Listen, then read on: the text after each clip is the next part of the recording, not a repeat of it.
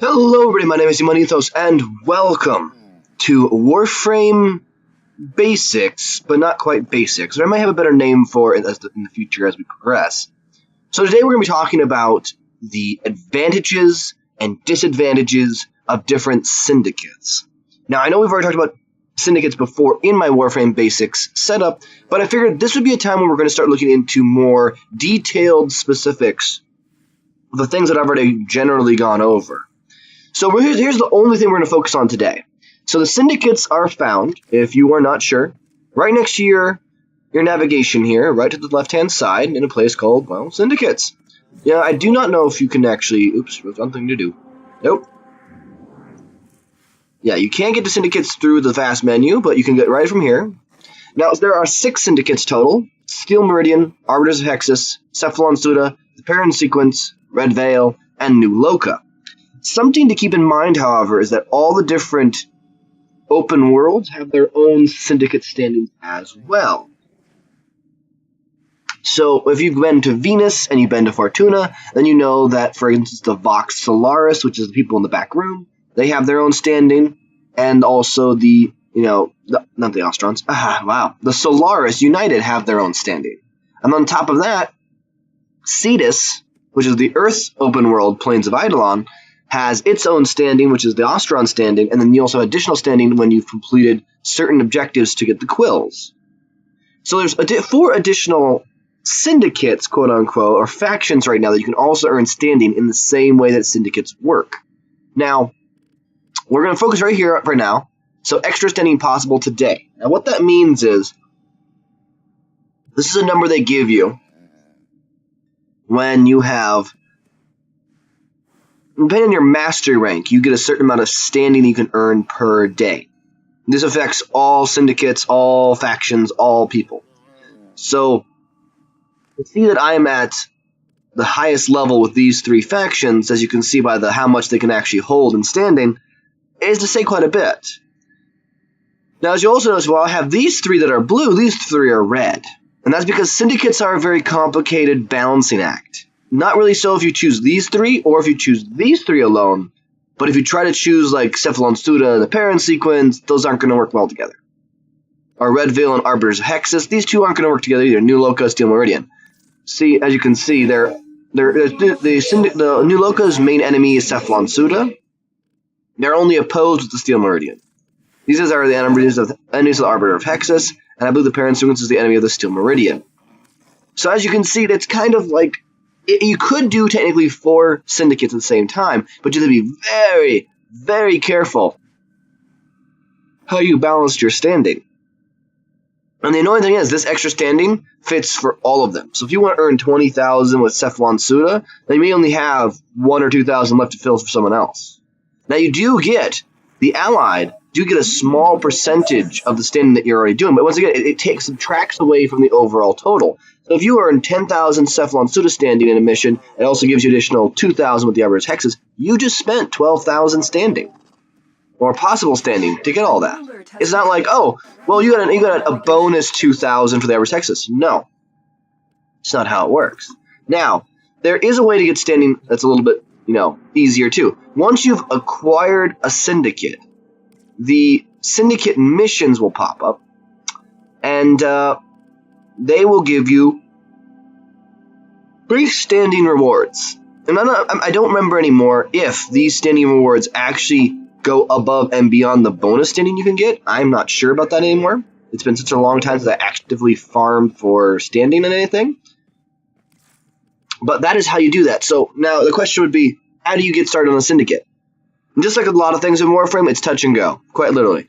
I touch Arbiters of Hexus. Actually, let's go over to Parent Sequence. And you'll see this. The probability of us working together has converged on never. Thanks, Glass. Okay, so usually you start at this line right here. You have no red standing, no blue standing, and you have initiation and offerings. Now the initiation... We must raise more capital to pursue our goals. It will always be some amount of resources and some amount of credits. Usually it stays at 10,000 and goes to 25 and 50 and 100 and 200. And basically the way that this works, for me, I have to completely get rid of all this negative standing, which is horrid. Absolutely horrid. But it's possible to do. Now, normally you start out with a 0 to 5,000. 5,000 being the limit of the standing you can earn before you have to go to the next rank. Now, the next rank, you simply go there, and instead of initiation, there'll be, proceed to the next title, and you click that, and once again, it'll say, oh, you need to sacrifice these items and credits in order to move upwards. Every time you hit a limit with your syndicate, besides the final limit at 132,000, you'll have the ability to upgrade how much standing you can do. So, it's one of those things that takes time to progress in. It's gate locked by two things. First, resources, and second, possible standing, which a lot of people get frustrated about. But as I mentioned, there's really no way around it if you want to earn the stuff. So some people might be going, well, why the hell do I even need a syndicate? Syndicates are the only place where you can earn a couple different things fairly easily. What are you curious So about? all of the stuff in here, there are some glyph sigils you can get, which these do increase the amount of standing you earn. And I'll explain that in a minute. But otherwise, they have things like Shield Osprey and Relic Packs for 20,000, and parts to Arcwing weapons and Squad Shield Energy Restores, Blueprint, all these different things. And then of course they also have their 4 Syndicate mods for weapons. And they also have a little decoration, and then they have the mods for Warframes. And Warframe Augment is why people do the Syndicates. And then on top of that, they have 3 weapons at the very end, a Syandana, and some, if you're into the Captura, they have Captura scenes. So, breaking this down, you can access these first couple lines of information, besides the weapons, from the very beginning. I believe you only get to access these 4 actually from the very first, and then you actually unlock these all the way down to here. And then you unlock the weapons all the way down to the Warframe mods, and you unlock all the Warframe mods, then you unlock the weapons themselves at the bottom at the very last. But how this works is Relic Packs will guarantee you random relics like so. Curious. It's a really easy, fast way of picking up relics for just 20,000 standing, which you can slowly acquire if you're running your sigils, which I'll explain too. So the first thing we're talking about is how do you get standing? Well, as I mentioned before, there's always one way. It's very fast and easy, and that's by doing your syndicate missions. Once you've initiated yourself into a syndicate, you will get these syndicate missions. If I go and do these syndicate missions, you should explore every nook and cranny in them.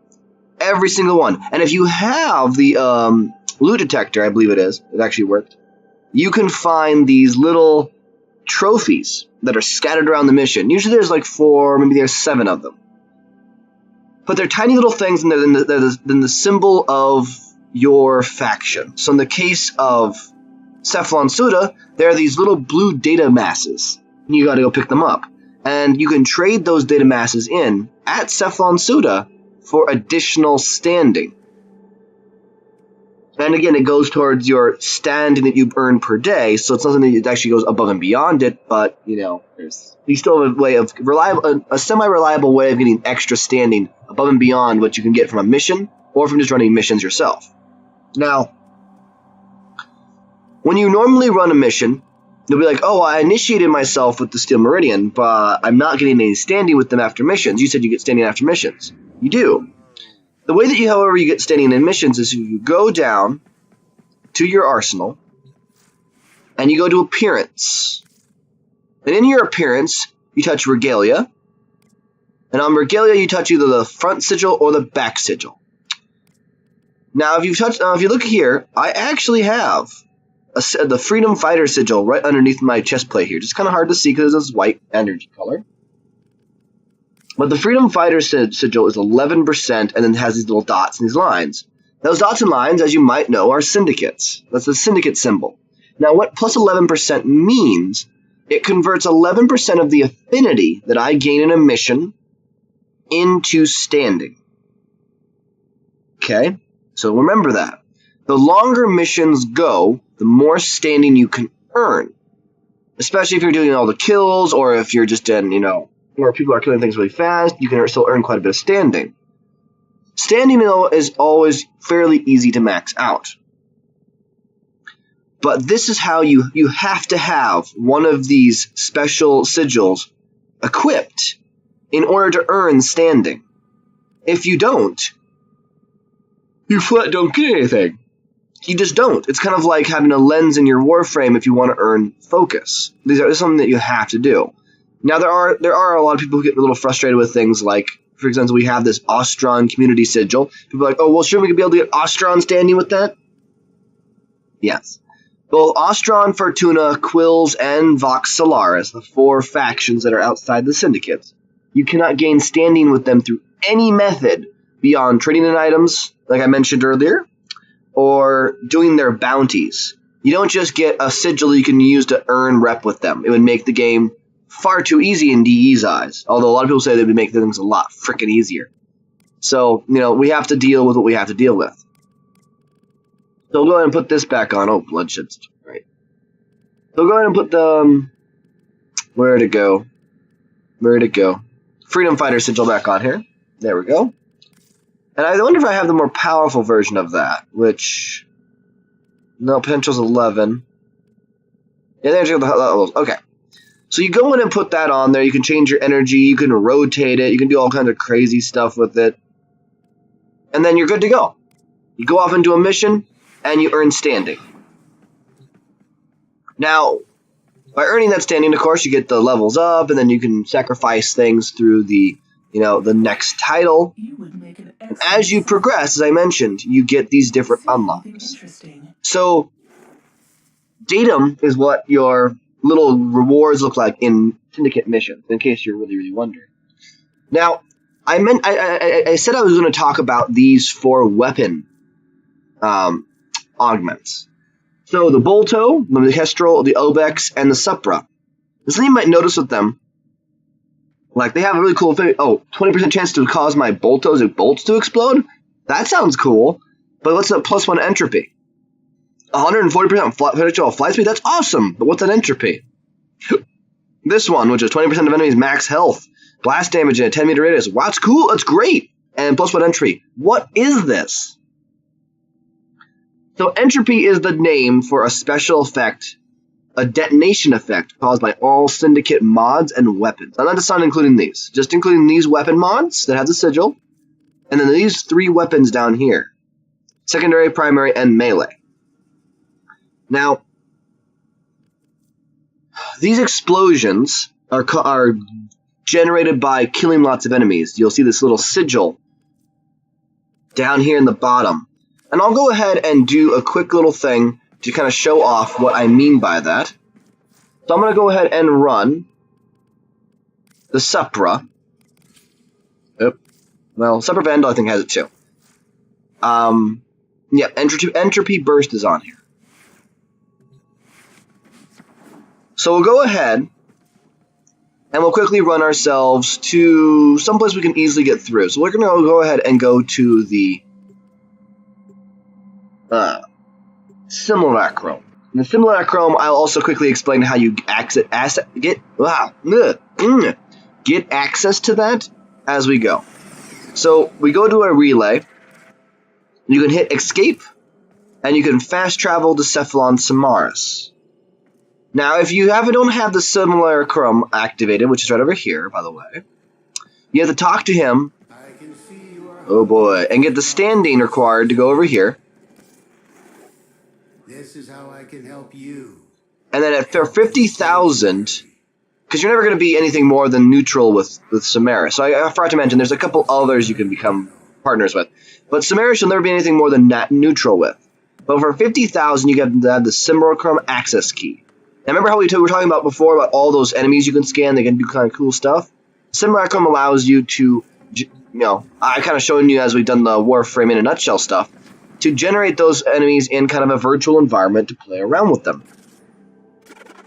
Now, if you notice, right up by my ammo, I have a symbol, the symbol of Cephalon Suda. Now, if I show you this, I'll go ahead and create my 8 Lancers, pause their AI. I'll go ahead and show you this here. So this weapon is not the best weapon, but it does make some pretty fast work.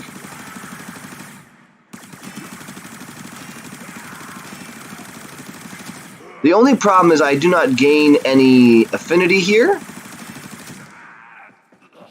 So you won't be able to see this. You won't be able to see what happens with that symbol. Every kill that I make in a normal mission will cause it to flash slightly and fill up a little bit. It's like a bar. Once it's full, it detonates a radial explosion for 40 meters out. Now, in the case of entropy, it deals magnetic damage. So that's pretty impressive, right? So magnetic damage out in an explosion. And I believe the other syndicates have other special effects in Warframe. So the syndicate radial effects that we have here. So there's Justice, which is the Steel Meridian. It deals blast damage in a big AoE. It gives you a 25% base armor buff for a short time, and it restores 25% of your health. The Arbiters of Hexus do Truth, which deals gas damage, restores 25% of your health, and gives you 25% base parkour boost, which is Suda does magnetic damage. It regenerates 25% of your base energy and increases your base energy by 25%. So your energy amount actually increases, and then you also regenerate energy as well, which is very, very useful. The Parent sequence does radiation damage. It restores shield, and it gives you 50% increased shields. Red Veil is viral, increases your energy by 25% and gives you 10% base movement speed. And then New Loka does corrosive in an AoE, 25% health, and 25% increased base health. So each syndicate does a small temporary buff that lasts for about, I think, 10 seconds. And then their store type is also very useful. And the different damage types are also fairly effective, whether they be radiation, magnetic, corrosive, viral, gas. Of course, most people enjoy Parent Sequence, Red Veil, New Loka because a lot of people like that radiation for, causing enemies to attack each other, the viral for reducing health by half, and corrosive for, just making armor go away. So each one of the base syndicate weapons has entropy naturally on it, or truth, or justice. So any of the weapons you see will naturally have that. Where also the mods that have the symbol on them, whether they be like Scattered Justice or Gilded Truth or Entropy Burst, those all have the effect that was given to a specific weapon, even if that weapon is not a syndicate weapon. I'll go ahead and leave here. So why pick up syndicate weapons? Why pick up any of the mods? Well, obviously the different mods hold different sway for different players, like Frost players or Hydroid or Chroma. All the different augments, as we've talked about before in a Nutshell series, they have different effects that make them more or less beneficial for different warframes. The 4 basic weapon ones, the entropy weapon mods, they actually do have some pretty good changes. Like the entropy burst is plus 20 base status chance. That's not 20%. That's literally plus 20. If you come down here and look at this, on the Sepra Vandal, it has 88.5%. If I took this off, I'd be down to 71%. That's just how this works. So I put back on that, look at that, back up to 88. It's a 20 base status chance. If I took all these percentages, it would be at 20. So if I, actually, wait, hold on. If I go to configuration B, I have 30%, right? I go over here, put that on, I'm at 50%. Flat 20% base increase at that point, even though just plus 20. So that's 50%. I now have one of the highest base status chances on a gun, period. And then, of course, in my configuration, I have Toxin, which is kind of cool. I like the Toxin. On top of that, I also have, look at that, with the crit chance, it's up to 40%. With a weapon build like this, I can actually make a fairly strong semi-crit, semi-status weapon and be fairly good on both of them. So it's one of those things you have to take into consideration when you are doing syndicates. What kind of radial explosion do you want to have? Or what kind of mods are you looking to play? Do you play, for example, I actually do have a next title here that I can, oh god. Which you can And in order to do this, I need, it requires an Orkin reactor and 100,000 credits. But that's because I'm so far down in the hole. But they do sometimes require some prime parts, and they do also require some very rare pieces. But down here, for example, like, do I enjoy playing with Equinox and Hydroid and Mag? Do I want all of their effects? God, Mag has a lot of things. Whew. Do I want to play Nyx, Octavia, Valkyr, Trinity? I believe is right around here somewhere. Where is she? No, Titania. Oh, there's Trinity. Trinity with Vampire Leech and Debating Link. It's basically a point to know that depending on your weapon, your Warframe choices, and your weapon likes and dislikes, it's a good idea to choose a syndicate that matches your playstyle. For example, they have the Sancti Castanas, which are kind of an interesting weapon. The Sancti Tigress, which is pretty annoying. But the Sancti Magistar is actually one of the strongest healing weapons in the game. Each charge attack turns enemies' pain into a healing pulse that washes over allies. Also creates resistance to status effects when held. This makes Warframes immune to status effects, whether it be toxin, whether it be magnetic. It makes them resistant, which is fantastic for all frames to have status resistance. That is amazing. It's great on Trinity because in certain missions, or at least used to be the case, you would smack enemies with your charge attacks to heal your nearby allies, as well as having your blessing, as well as having your energy restore. It was a great way of supporting your team, the Sancti Magistar. Now, every syndicate is going to have a weapon. The melee weapon is going to have a really odd effect, like Rakata Dark Dagger. Infiltrate undetected, reduce visibility when held, then strike with confidence. Hits to irradiate targets, restores shields, and creates overshields. This weapon gives you overshields by stabbing enemies. So this is like a stealth weapon to the extreme. Where I believe the parent sequence has a weapon that gives you extra credits, the Lenka. The Secure Electa. Whip the enemy out of their ill-gotten gains. Double credit drop on kills. A lot of people run this in credit farms. Although, right now, with the index being the index, you don't really need this. The Cephalon Sudas is, of course, as you noticed, it's the ability to channel the kills, recomposes them as an ally. Fatal Strike with this weapon also performs a codex scan. So you don't need to have, I don't believe you need to have codex scanners in your inventory to make this work. But basically you charge and you smash people, and also you get this little ghost that runs around and helps you. It's fantastic. I think it lasts about 20 seconds. The Arbiters of Hexes, of course.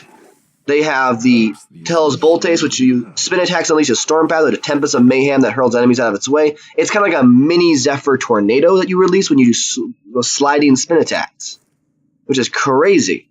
And then Steel Meridian, of course, they have the Vacor Sidon. So each blocked hit charges a radial blind. When fully charged, drop block to unleash it. Basically, you keep your block up and boom, boom, boom, and all of a sudden you can release your block and you'll radial blind everybody in an area. Basically, it gives you an Excalibur 2 on command if you want to use it that way. So each one of these melee weapons within these collections of syndicates is actually a very strong, good weapon. And all the weapons themselves actually have higher stats and abilities than anything else.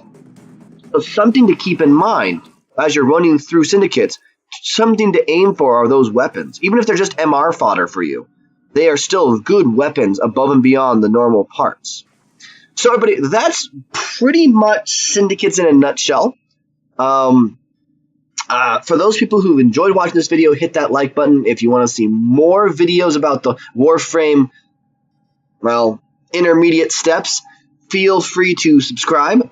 Leave a comment if you have good things or bad things to say, and I will get back to them down the road. So everybody, thank you so much for watching. I hope you have a great rest of your weekend, and I will see you guys all in my next video. Bye, everybody.